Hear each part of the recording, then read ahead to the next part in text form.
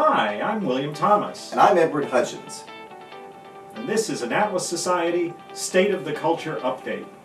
Now today, Ed, I want to get something off my chest. I've become afraid that in terms of businesses and investment, there are two Americas. The private America of free individuals and the public America of infantilized, hyper-regulated serfs. And you and I are among the serfs. Now I assume, Will, that what you're talking about is companies that are owned by private individuals versus companies that issue shares of stock that are publicly traded. Now I know one of the big reasons why business people like to keep companies private is so that they don't have to comply with all the regulations that burden publicly traded companies, like Sarbanes-Oxley accounting rules. And private companies aren't required to publish quarterly financial results like public companies. So another reason to keep a company private is that they can manage themselves with the long term in mind rather than the short term. Well, Ed, the difference goes a lot deeper than that. I mean, if you make over $200,000 for several years, or if you have over $1 million to invest, then you're what the government calls an accredited investor. And then you can buy stock in private companies through private trades if the owners want to sell it to you, and no regulator has anything to say about it. You could maybe have invested in Facebook before it ever went public. Now, you and I wouldn't be allowed to do that.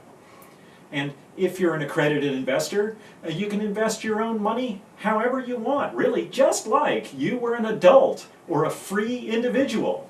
Accredited investors can invest in a hedge fund, for instance. Hedge funds aren't under government regulation, certainly not the kind that weigh down public mutual funds or public stocks or the public banks that you and I have to invest with.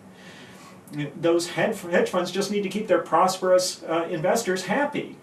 And if you're not making $200,000 or you don't have $1 million stashed away, the hedge funds won't be allowed to sell to you even if you want to buy.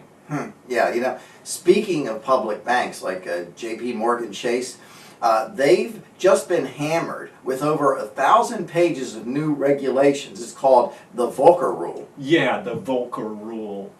It's not a rule, it's 10,000 rules.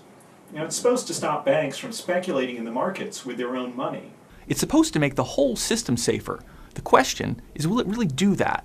The rule, named for former Fed Chairman Paul Volcker, who pressed for something like it, would bar a bank with federally insured deposits from making speculative trades that could threaten its stability. The Volcker Rule is intended to limit so-called proprietary trading by banks, and these are commercial banks, investment banks. That is essentially trading for their own profit. The banks have said such a ban could also prevent them from doing what the customers might want, such as making trades to offset the risks in a particular investment. Regulators say that they need this rule so that the government won't have to bail out big banks like J.P. Morgan Chase and Citibank if their bets go bust in the future.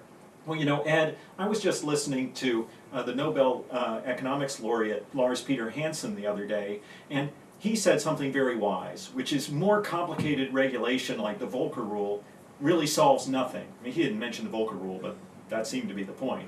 The best solution, really, as he suggested, is to resolve the problem of things being too big to fail, or banks being too big to fail, by setting up a way for them to really fail without disrupting the whole financial system. A good start would be streamlining the financial bankruptcy laws so you can work through bankruptcy quickly enough so you don't have a financial crisis.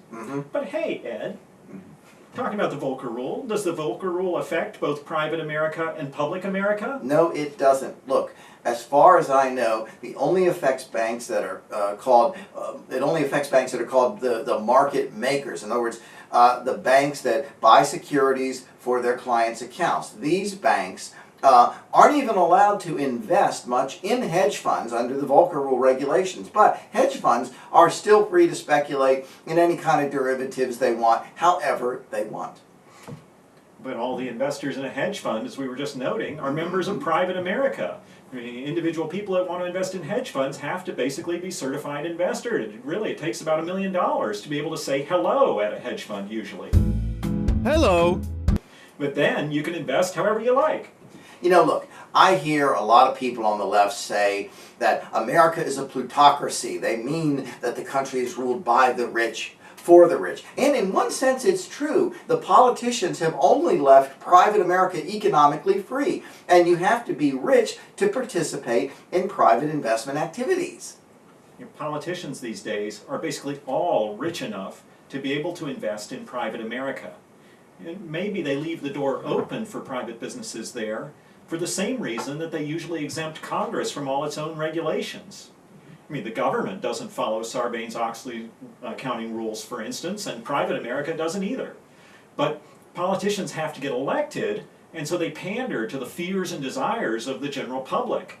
And that's how public America has turned over the last 100 years into a public that isn't trusted to make their own health care arrangements.